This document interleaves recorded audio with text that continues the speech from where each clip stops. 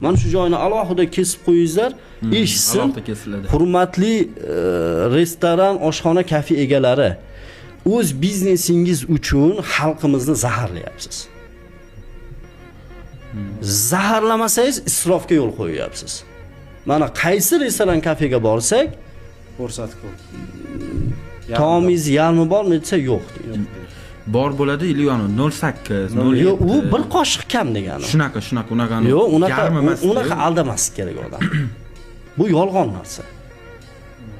Yarim porsiya degan narsa avval bo'lgan. Hozir yo'q. Ana shuni joyiga qaytarib qo'yinglar. Shunda tijoratlaringga baraka keladi. Odamlarni qarg'ishiga yoki isrofiga sherik bo'lib qolmaysizlar va insonlarning salomatligi buzilishiga sababchi bo'lib qolmaysizlar. Mana ko'p restoranchilar nolib yuradi-da, yaxshi savdom ketyapti, keyin tushib ketdim. Nimaga aytayapman?